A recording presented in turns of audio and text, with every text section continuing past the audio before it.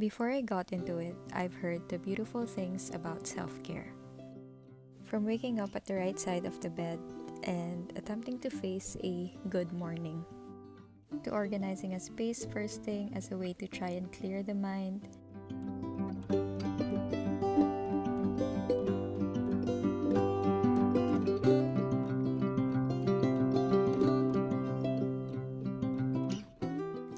and even to hydrating, as simple as that, or to having a skincare routine.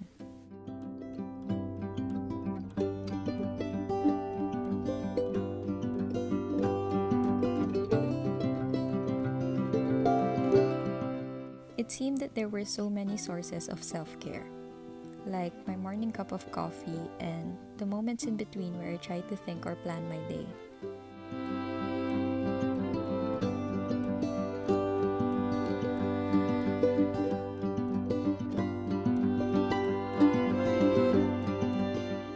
Like breakfast as well, or brunch when I don't make it to a morning.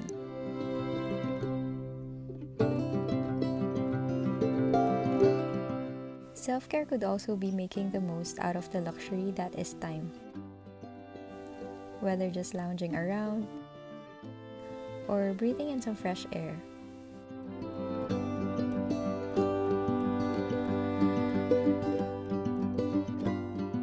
It is also allowing myself to do the things that I love or that make me feel good.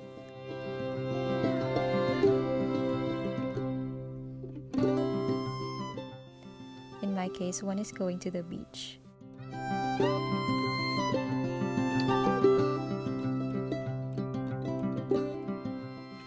Whether to enjoy the sun and spend some time to tan,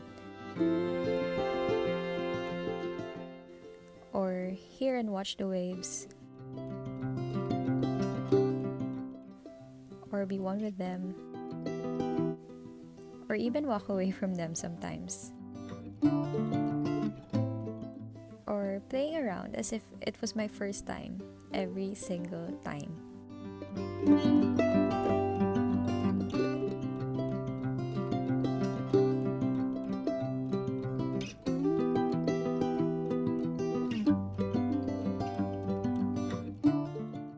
Sunsets by the beach are also a therapy.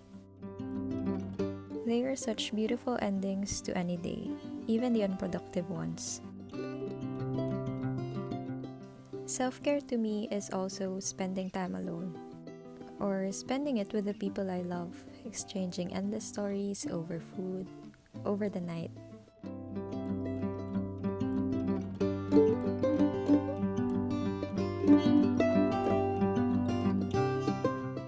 And of course, I'll never forget the feeling that food brings, especially my favorite ones.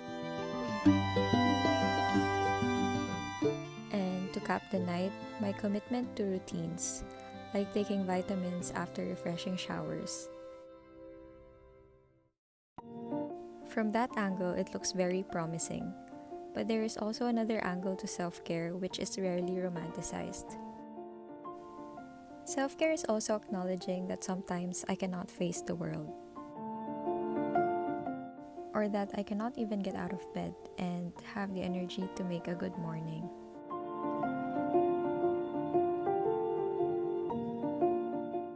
It is allowing myself to be unproductive and just stay where I feel safe, at least for the time being.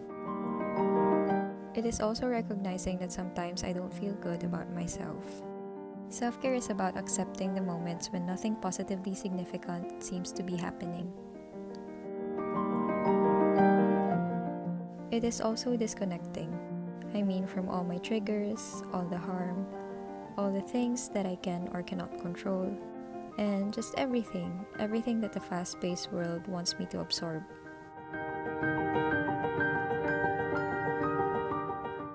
It is being still in this world where everything could change in a work of a finger.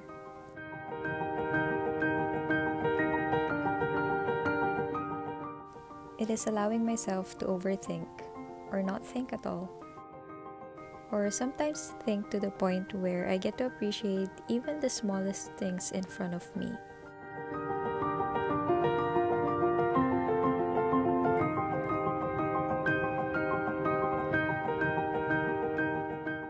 It is also recognizing the things that are unclear, and that, like my life, nature could also be harsh sometimes.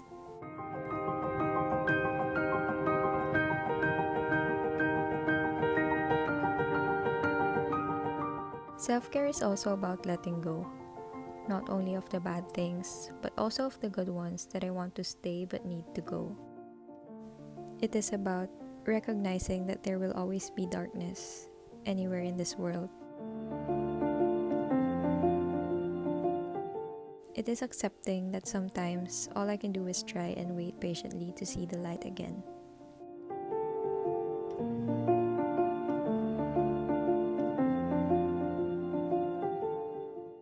Self-care does not stop at all the easy and pretty-looking physical manifestations of it. It is allowing myself to go through all the ugly truth to it. It is going back and forth, going through the process of accepting and letting go.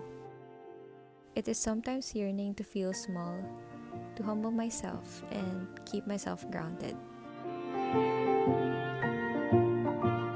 It is allowing myself to feel okay or celebrate, even if all I ever did was try. Like any other tradition, self-care looks different for everyone. Some think it's overrated, others don't.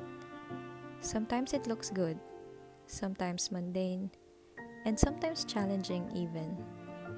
To me, more than anything, self-care is essential.